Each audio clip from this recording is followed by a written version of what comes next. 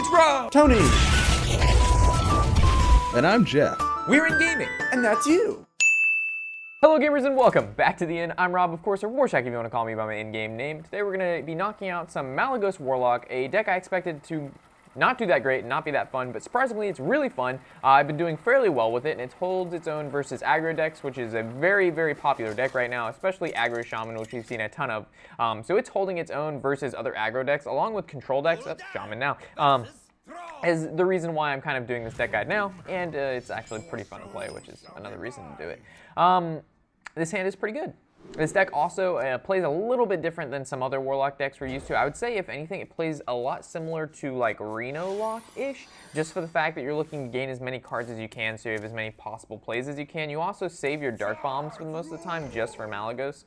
So wanting to hold on to those is really hard, considering you can find really good opportunities to use them on like clearing creatures, but using them with Malagos is like the key to this deck. So I actually had to force myself not to use a couple Dark Bombs I wanted to the previous game. And he's kind of set himself up here with the Zombie Chow because we can just pretty much Mortal Coil it down.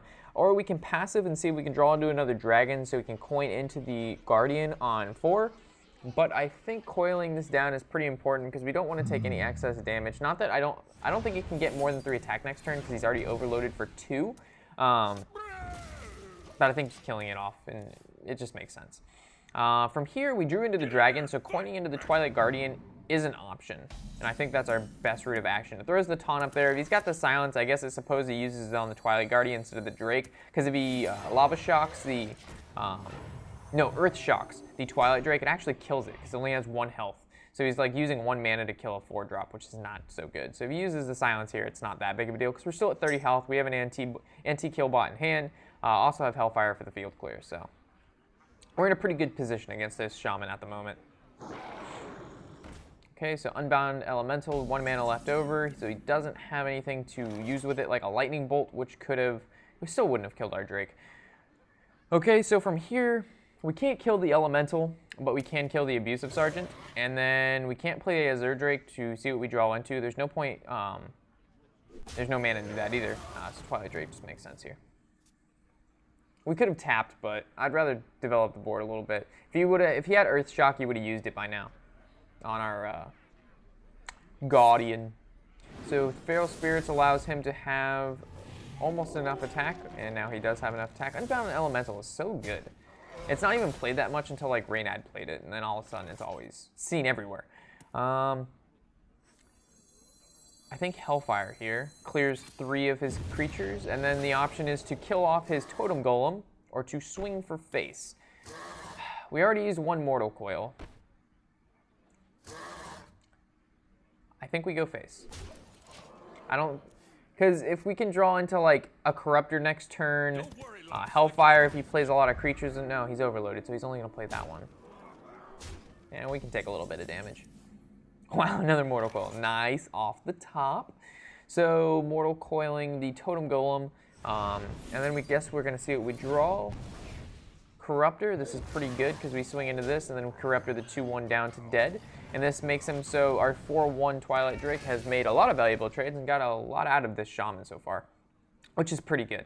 Kind of just like in this deck, we're not going to be able to burst him down. Like the whole Malagos combo when you're playing an aggro deck, it really isn't going to happen. That's more so when you're playing up a control matchup. And this matchup, the aggro, or going against an aggro, you're going to win mainly based on using Hellfires at the appropriate time, getting good value off your Corruptors, and just building up your field with your Drakes and all your Dragons. So I think Healbot to be safe in this situation because if he has double Rockbiter, even 1 Rockbiter, a Lightning Bolt, and a Lava Shock, we're dead. No really need to kill this Healing Totem either because it's not doing anything. If it was maybe a Spell Power Totem, I'd swing the Drake into it, but since it's a Healing Totem and he has nothing on the field, there was really no point to kill that. And then some could say you could have Azure Drake last turn because 18 health is a lot, but as soon as they put down the Doom Hammer, you don't know if they've got Rockbiter and how many spells they have in their hand. Double Rockbiter and we would have, just got decimated. So there's no point to risk it when you don't have to. So Horse Rider, it looks like we're taking 6 this turn. So Horse Rider and 4, oh wow, we actually made a trade. So we're going to take 4, and then he killed off the Twilight Drake with his Horse Rider, which is surprising. Seeing Shamans trade cards is insane. I mean, that was a fair trade, but it's just like, oh, wow. I think we just heal bot even more here. There's really no point not to play it safe. Big Game Hunter, because we know he's not going to play anything above 7. And then we're going to, I don't think we go face with our heal bot, to be honest. We're definitely going to hit face with our Corruptor. So we'll just make that play now. So he's down to 9 health, and we have enough to push lethal next turn anyway, even if we don't attack directly with the heal bot. So I suppose killing off the Leper Gnome isn't bad here, just in case he does something with it. I don't fucking know. We never know what these Shaman shenanigans are going to do. At any point in time, they just burst you down from 30 health. I've seen it. Not from 30, but you know what I'm saying. I wonder how much damage we did in our Shaman aggro video. I know we pushed, I think it was like 22 damage in one turn one time. It was ridiculous. It was like double Rock Biter on a Doomhammer, Lava Burst, 1 or 2 Crackles, something insane like that. The deck... Are you kidding me? All right. That's cool. Disconnected. Hopefully we reconnect. What if he concedes? No, he won't concede. What to do?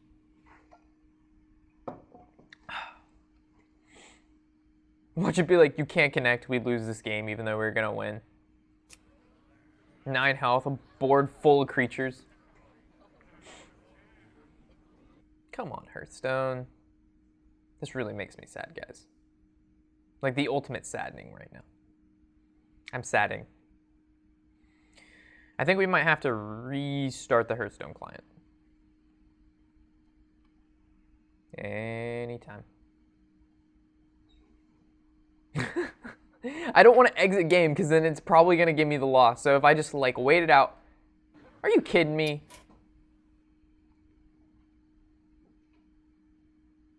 Okay. All right, let's exit out the Hearthstone app and let's try to start it up again. All right. Play. Oh, we actually got our star. So he conceded that game. Nice. All right. Wow. I did not expect him to concede. That's why you don't concede. If he wouldn't have conceded there, and since the disconnect was on our behalf and it couldn't reconnect us to the game, he actually would have just gotten that win. It said it would have said for him your opponent lost, but he ended up conceding as we disconnected, which was really strange. All right. So I think we keep the Imp Gang Boss and the Emperor in the Dark. No, actually, we're going to get rid of the Dark Bomb, or keep the Dark Bomb, because we have Emperor in our hand. It's a little bit better. Because Emperor on 6 with this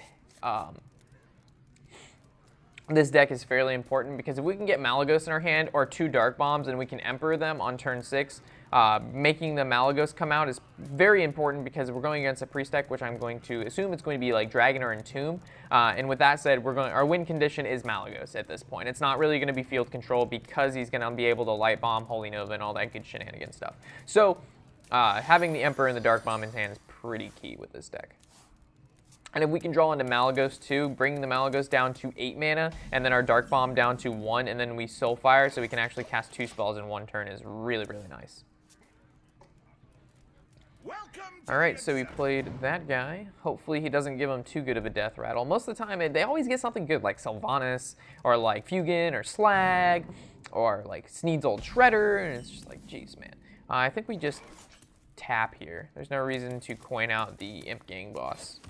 I'd rather coin on 5 to bring out Emperor. So we like Imp Gang Boss on 3, Twilight Guardian on 4 if we can draw a dragon, and then we coin on 5 for Emperor. And then ideally, depending on what we have in our hand, we coin on 5. So Twilight Drake, which is nice, because now we can do our Twilight Guardian or the Twilight Drake, depending on which one, what we feel like doing. Because we played Guardian's a little bit more defensive than the Drake, but the Drake also can be, you can't really do anything against the Drake. You can't Shadow Word Pain, Shadow Word Death, neither of those apply. Can't Shadow Madness. He doesn't really run Silence, and he's not going to Entomb it, so I think Drake is pretty safe. I wonder. Because if we Guardian, he can still Shadow Word Pain it, Shadow Madness. Not that he plays those, but who knows. So he's going to draw 1. His Curator is probably going to swing into our 1/1. Yeah, and then he's going to... Wow, Northshire heal the Curator, draw 1. Good play on him. So it looks like he could be running Entomb. Okay, we could, this is a little bit weird play, but we could Abusive Sergeant this, swing it into the Northshire just to get rid of it, and then we can coin into a 4-drop, or we can passive. But I think we passive because our hand is big enough and it can hold it. If we were at 9 cards and we would have drawn into the 10th next turn without passiving, I probably would have played a creature. But the fact that we had room for 1 more and his field really isn't that scary is alright to passive in this situation. Again, you do have to play this deck a little bit different, like I mentioned. Like, building up our hand as high as possible for next turn when we coin an Emperor is pretty key to this deck. Being able to get the most value out of the cards. 2 Dark Bombs is great. I can't see why I wouldn't coin out the Emperor in this situation. It's just, there's too much value in this hand. We've got Drakes in this hand, we've got Dark Bombs, we've got Brawn, we've got Healbots, we've got Corruptors. So next turn we can actually play quite a few creatures if he doesn't kill. Well, if he kills the... I'm still scared of Light Bomb. But both Drakes play around Light Bomb because their attack is lower than their HP. So this actually might be good. We'll have to see what this Priest does. Like, I see just like a Shadow or Death, and then maybe he plays like a 3-drop, like a Cultist or something like that. I doubt he's gonna Light Bomb. So Soul Priest, and then I'm assuming a Flash Heal because that's what, yep. 1 mana, 5 damage, the value, guys, the value. Such a broken combination. Most of the time, if I ever played this deck, I get Flash Heal, never draw Soul Priest. It's just how it is. So I think we're going to Bran, and then we're going to Corruptor, and it's gonna double 3-ping the Soul Priest. And then the only problem with this play is if he has a Shadow Priest in his hand too, he's gonna take our Brawn, and it's gonna be bad news bears. It's just gonna be really bad. So ideally, he doesn't have Shadow Priest yet. Because that's like the worst card for him to take ever. Like 100%. Especially in Dragon. He's not running Dragon, but especially in Priest deck anyway, because they have a lot of battle cries. Of course he takes it. Rip. Alright. So in this situation, we're going to have to kill Bran. And then from there, do we really need to kill the Shadow Priest this turn? The 1/1s don't matter, but the 2/4 needs to die. Like, without a doubt, this guy needs to die. I can't, there's no, he can't. No. I think do we really need to draw in this situation? I think we kill it to see what we get. I don't think there's a way around this. Corruptor's nice, but I do not think...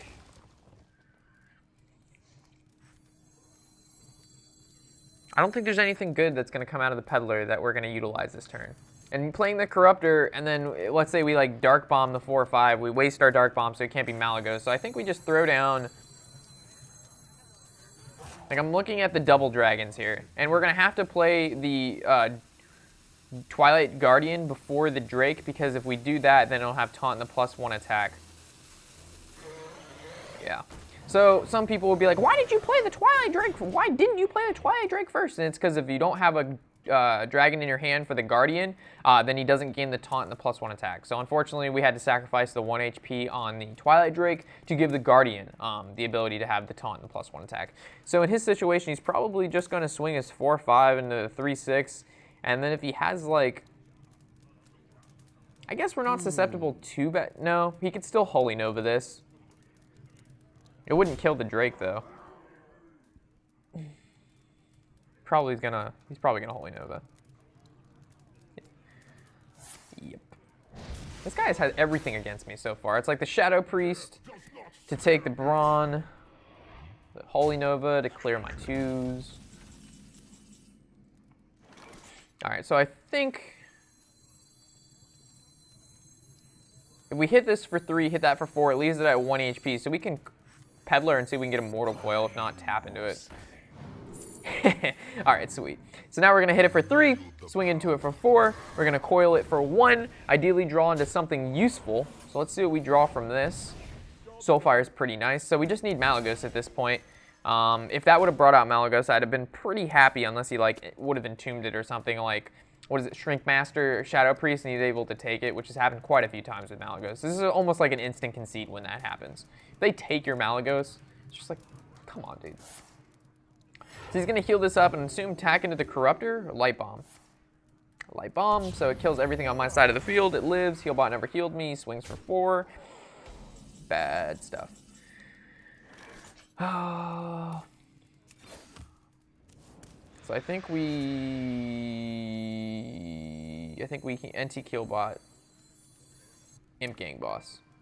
Because if we just play the Azure Drake, it's just going to die to his 4-1. He's not even going to heal it. But the Imp Gang Boss makes him, so if he heals it, still summons a 1-1. And the NT Killbot, if you play this, I mean, it brings it back up so we can actually tap, and it's like not as bad, and we're not going to die.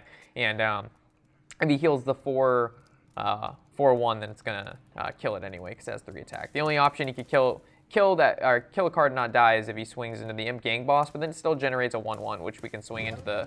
Never mind, so now he's going to heal it for 4, and he's going to be able to kill the probably Imp Gang Boss. No, NT Killbot. Yep, because now we can't kill his True Heart, even though Imp Gang Boss would be the better target if he didn't have True Heart out. So I think in this situation we almost have to Dark Bomb the True Heart, but we'll see what we can get with the Azure Drake. Mortal Coil's nice because now... It's like, what do we prize more? Do we kill the 4-2 or the 6-3 with our Mortal Coil? I think we kill the 4-2 just because we have the ability to maybe draw something else. We also can Dark Bomb the 6-3 if need be, but it just feels bad. All right, I don't think there's a way around this. We're gonna have to waste the Dark Bomb on this because we can't let our Drake die for no reason. I mean, that could have been the wrong play. I don't know. And we're just gonna Zombie Chow out. He has 30 health. There's no point not to Zombie Chow here. If he was at like 15 health or like 20 health, I probably wouldn't Zombie Chow, but the fact that, you know, this priest is sitting pretty still at 30 health, playing the Zombie Chow doesn't make a significant difference. So he's going to Thought Steal. I'm glad he's not going to take my Malagos because it's in my hand, but he still can take some dragons that we have in here. We also have, well, there's the dragon. What else do we have in this deck that we haven't played? We've been through most of our dragons. That has to be like one of our last dragons. Oh, Peddler. I don't know if we Malagos this turn. I think we do. I think this is where we have to risk it for the biscuit. Like, he has Entomb or he doesn't have Entomb. Whether we wait for it now or don't wait for it, it's gonna happen eventually. So we just play Malagos. If he doesn't Entomb it, we basically win because we can just Dark Bomb this turn, the following turn Soulfire, and beat face with creatures. And if he Entombs it, then we just concede. And then we restart the video. So we're gonna swing for 2, Dark Bomb face for a ton of damage. 8 damage? 9 damage, because we have an Azure Drake down. Normally it's 8 damage with the Malagos because it adds +5 to it, but in this situation it's going to be 9 because of the Azure Drake is out as well. His heal for 4 though is a bit annoying. It's like almost going against a Warrior, which is like even a worse matchup than Priest because Warrior can just keep stacking armor, and it's just at some point this deck just can't like burst out the damage to take a Warrior down, especially if the Warrior knows we're playing Malygos. He'll just, from turn 1, he'll just keep stacking armor. If he can draw True Heart early, he'll just keep stacking the armor. And then, like, what, he's at 20 or 30 armor. He's sitting at 20 health. He's got 40 health in general, and this deck is only meant to burst from, like, 15 to 25 damage with Malagos when you're able to Emperor and maybe, like, double Dark Bomb and have a creature or 2 on the field, so if he hadn't Tomb, he would have used it by now, for sure.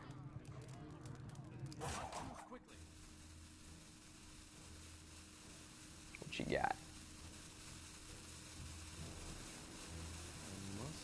Well, it's good he doesn't have Entomb, or he would have used it. So I'm expecting, okay, so a Belcher to stop attacks, and then a heal. He's obviously going to heal face somewhere. Okay, so he's going to heal face instead of probably the injured Blade Master because he's scared of the burst. Yep. Which I would be scared of the burst. Everybody's scared of the burst. So we're going to Peddler, see what we get. Shit. I was hoping for a Soulfire, but I guess a Blood Imp is okay, I suppose, because it doesn't die to Light Bomb. We're going to draw from Azure Drake, see what we get, and then we can still silence because the Iron Beak only costs 1. So we can Iron Beak this. From here, we're going to... I don't think we... Malagos is going to go face. Imp Gang Boss is going to go face. Then what do we do with our Azure Drake? And we also have to Soulfire in here. So do we Soulfire now? Or yeah, we Soulfire now because our hand is pretty bad anyway. And we don't tap. So we Soulfire for 11, which is like great. We Blood Imp because it doesn't die to Light Bomb. And then we swing face like a, no. We kill off his, yeah, we kill off the injured Blade Master because there's no point not to. And then we swing for 2, swing for 4. So we're pushing lethal next turn even if, no, maybe light bombs are actually not. No, if he does, no, he'd have to kill double imp, and then he can heal for 4. There's really no way around that. We need to kill the Blade Master, though, because I guess, did we really need to kill the Blade Master? He'd be at 2 HP right now. He heals for 4. It puts him at, uh-oh. Okay. This still doesn't take care of everything. And he has to heal, which puts him at 3 mana. So for 3 mana, he plays, what, a Death Lord? He swings his Belcher into our Drake, and then we can't get past the Death Lord for at least a turn. Swings face. No Death Lord? We have no more burst on the deck because we only run 1 Soulfire. We've already used both Peddlers. We've already used both Dark Bombs. Okay. Well, since he healed me, I'm assuming that's game. Nice. Okay, well that game was extremely long. I felt that was forever. All right, so we'll head into our 3rd game here. And then for those of you who are new, I normally address this at the beginning of the video, but we've been so caught up in playing this deck, it actually requires some train of thought, which is, you know, not what we're used to from playing Secret Paladin. So for those of you who are new, this deck guide, for our deck guides, we win 3 ranked games in a row, and then obviously we've been talking about the deck, how to play it, and why I do what I do. So we've got 1 more game left in the 3 in a row that we're gonna do. And yeah, and then after that, we'll talk about the deck a little bit, and we'll wrap it up from there. So we're going against a Paladin. I'm assuming it's going to be a Secret Paladin. It's always the Secret Paladin. The Imp Gang boss is good off the start. Azurdrake and Brawn will probably go back.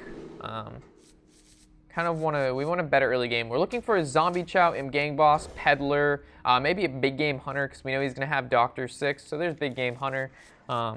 We always can assume he's going to play the Mysterious Challenger on 6. And then, so the next big question is, do we play Peddler next turn, or do we passive? Okay, so he's going to coin in probably a secret, of course. All right, so we have to figure out what secret that is. I'm going to assume it's a Noble Sacrifice or Revenge, because you don't really play that aggressively unless it's one of those cards that's going to make a difference. So on turn 2, I'm assuming like a Shielded Mini-Bot, and that's going to be Avenge. So do we play Dark Cultist? Because if it's an Avenge, Dark Cultist does nothing, or I mean Peddler does nothing, but if we passive, we have the ability to draw into like Hellfire, which is pretty important, which I think is more important than playing a 2-2 that's just going to die to a Noble Sac. And or he's just going to swing us 2-3 into it, and just play more secrets to buff up the 2-3. Alright, so there's the Shielded Mini-Bot. This is going to be a hard game. I'm just going to let you guys know this is going to be a really difficult game. So Imp Gang Boss for sure, and then we're going to end our turn. And ideally, he doesn't buff up one of his creatures with like... No, because even if he doesn't have enough, and he didn't have coin. Actually, he does have coin, but he used it to play a secret. I was going to say Blessings of King would be a problem. So another secret. Does he seriously have another secret? Holy shit. All right, so Imp Gang Boss is going to go down here. It's going to summon a 1-1 out of it. If he swings into Imp Gang, he could just go face. I wouldn't be surprised if this guy just go face. All right, so he's going to swing into the boss. And that's interesting because he doesn't want his secrets to be popped. Because I would have swung with the 1 next turn, which would have buffed up his creatures. So I don't know why he did that. And I believe we have to waste the Dark Bomb on the Keeper here. And then when the Avenge pops, which it has to be one of these, has to be Avenge. Like, absolutely has to be. We're going to Ironbeak Owl, the Shielded Mini-Bot. And his deck's not... It's pretty good to play... what is the other one? Okay, Redemption. Playing the Shielded Mini-Bot here isn't... I mean, I'm playing the Owl here isn't too bad because he's not like a mage who can just ping it down. He's actually going to have to use a creature, whether it be Keeper and or Mini-Bot, to kill off the Owl. So I'm assuming he's probably going to use his Keeper to kill off the Owl. Sorry, I was getting a call. I'm making a video. Don't call me. All right. So just going face. Good plays, good plays. So I think we swing. We'll see what secret that is. Noble Sack. And then we're going to, we could Corruptor the 2-2, and that puts us in a pretty good state. Or we could Peddler, or Twilight Drake, but I think Corruptor killing the 2-2, like I said, is probably our best play here. Because if we play Peddler, we're kind of making it so we have to play a 1-drop or using our passive and then play the 1-drop, if it's even a creature at that point. True Silver is the best card in this situation that he could have. Like, True Silver and the Secret are the best 2 cards he could possibly have in this one situation. Like, it busts the Secret Keeper. It makes it so I don't know what that is because... Oh, Secret Paladins, guys. Secret Paladins. Do I Peddler Guardian? Seems alright. There's still the Drake that we can use. Or Passive Guardian. No, Passive Drake. Because if we Guardian, it's just going to die to his weapon and the Keeper. But if we Drake right now, it has actually 1 extra health. So he's not going to want to... It's either he's going to swing his whole board to kill this Drake, which I don't think it's going to be likely, or he's going to... The Drake's going to live long enough for us to get at least 2 creatures out of it. If we play the Guardian, I guess it forces him to kill the Keeper and use the weapon charge, but we don't really need the clutch taunt right now. Yeah, in this situation, if we were to have the Guardian down, I would much rather have this... much rather have the Drake out. Okay. I don't think we attack with the Drake currently on the field.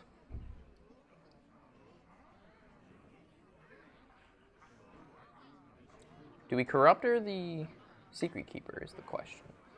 And we have to expect Mysterious Challenger or Boom is coming soon. I think we kill the 2/2 and see what the secret is. Or are we passive? It's one of the 2. It all depends what the secret is.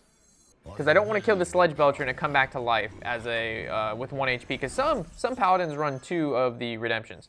Or we could just taunt up. Or we could Peddler Suit we get. Alright, so we get a taunt, and then this tells me we probably should just double taunt in this situation and let him make the moves. And then now that we have a decent-sized field, next turn I guess we can make some plays with Corruptor and or Big Game Hunter, because if that's an Avenge and he plays Mysterious Challenger and we can pick off some of these and it'll make sure it lands on the Mysterious Challenger, we can actually boom it down. Or Big Game it down. Or if he plays Boom here, it makes it pretty easy for me too. I guess the worst possible outcome right now is like a Consecrate, because it would kill 2 of our creatures, and his 1/1 could hit our 1/3... Okay. Divine Favor for 4. It must be hard, you know, maintaining hand control as a Secret Paladin. It just must be really difficult making sure you don't overextend and overuse your hand, and you always, you know, making valuable trades and just being a good player in general. Just a Secret Paladin. Woo! Come on, guys. Get good. Get good. Gotta love Secret Paladins. And the sad part is they play the deck and they win a lot, and then they think they're really good at the game. Like, they actually think they're really good when the deck is just completely broken. As soon as the deck dies down, like, or there's a counter to it the next expansion, every shit Cancer player is just gonna get all mad at Hearthstone and be like, this game sucks. So, unfortunately, I don't know if this is a Noble Sack or not, because we swing with the Drake and it's a Noble Sack, that's good. If we Abusive Sergeant the Drake and it's not a Noble Sack and we can kill the Belcher, that's good. So it's either Abusive Sergeant, swing into it, hopefully it's not a Noble Sack, swing, hopefully it's not a Noble Sack, or just end the turn and our Corruptor hits it next turn. But I think we have to risk it right here, because getting the field control out is pretty important. We have the big game in hand, so we're not really too scared of him playing like a Boom or something, and this kind of sucks because it was a mistake. He had the Noble Sack, we wasted the Abusive Sergeant, because Abusive Sergeant's really good in this deck because it runs two big game hunters, as you can see in the list. So you like, if they've got a 5-drop or something, or in this situation, let's say the Avenge doesn't hit the a Mysterious Challenger, we can actually Abusive Sergeant the Mysterious Challenger, making it a 8 attack, and then we big game hunter down. So it like forces a creature into big game hunter range, which is why it's so good in this deck. So that's why I didn't really want to waste the Abusive Sergeant, but killing the Belcher there was pretty important. So from here, we're going to swing our 5-drop into the Belcher. We know now that we're not going to get Noble Sacked. It's going to, ideally, Avenge has to land on the 6/6, and we can big game hunter it. If we can't, yes. All right, so now we can big game hunter down this fucking huge-ass horse rider, kill off the sledge, or the slime, and we're going to do that with our Abusive Sergeant and not our Drake, because we're going to play around Consecrate a little bit. Not really, because we're going to swing into this Shielded Mini-Bot anyway, and then we can, as our Drake, and then the Mortal Coil will ping out the Shielded Mini-Bot, because it'll do 2 damage instead of 1. I was thinking we could get around not getting the mini bot, but there's just no point. We're at 5 HP. So if like he had the mini bot and like a True Silver, we lose. Mini bot with Blessings of King, we lose. Mini bot with Cog Hammer, even though that's 4, he'd somehow pull out 1 damage out of his ass. So ideally we're in a okay situation because we have Brand into the heal bot, which is healing for 16, putting us at 21. Muster for battle, okay.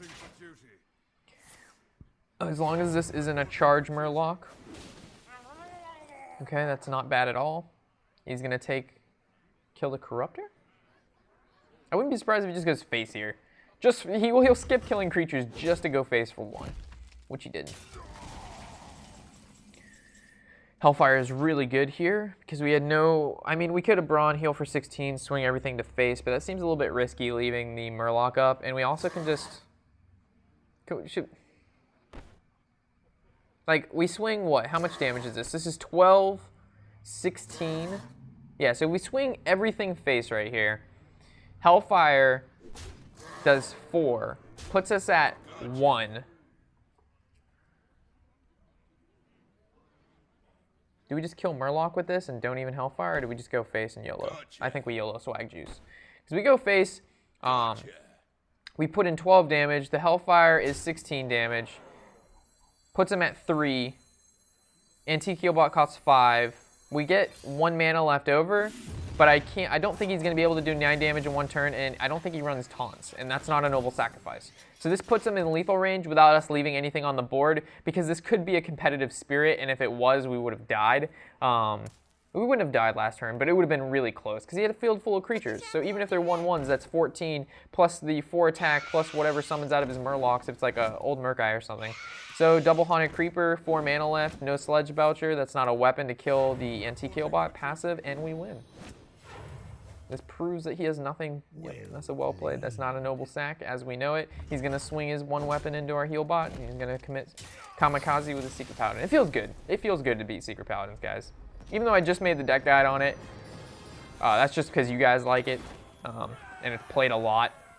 But it is, like I said, it is just one of those deck guides. It's like Grim Patron at its like peak of how broken that deck was. So anyway, we're going to go over the deck list and why I have what in here. Hopefully you've enjoyed the deck, and if you got what you needed, glad to have you.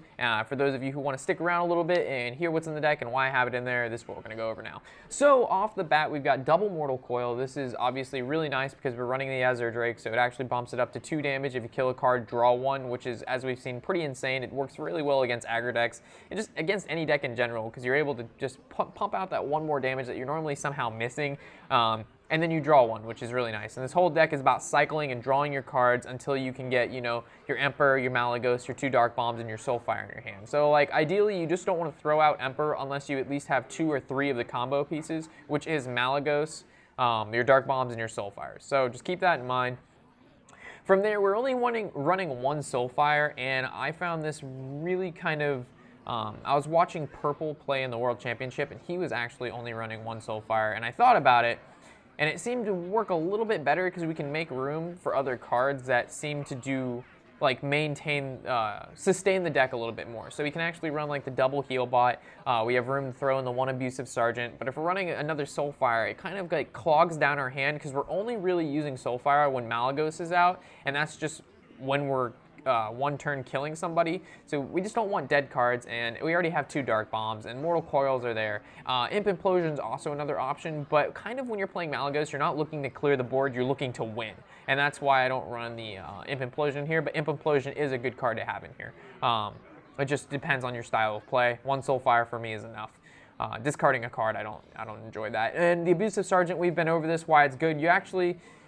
I've seen some people run 2 because of the double Big Game Hunter, but I found most of the time 1 Big Game Hunter pretty much kills their Rag or their Dr. Boom, and then the other Big Game Hunter works really well if they're buffing cards, which like Secret Paladin does with Blessings of the King, Avenge. It puts a lot of creatures in the target range, and along with the Abusive Sergeant, puts it in the target range for Big Game Hunter.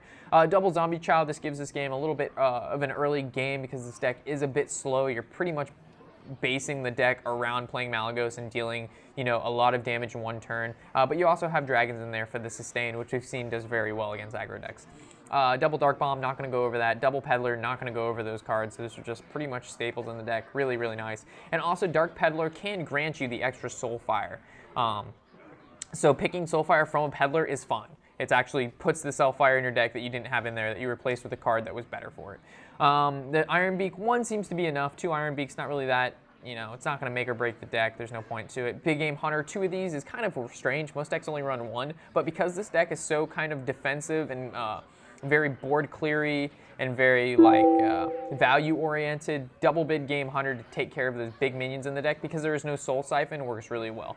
Bran is really, really great in this deck because you can use him with your Dark Peddler, you can use him with your Abusive Sergeant, you use him with your Antico bots, you use him for your Azure Drakes, your Twilight Drakes, your Twilight Guardians. He combos with pretty much everything in this deck really well besides like Imp Gang Boss and Malagos.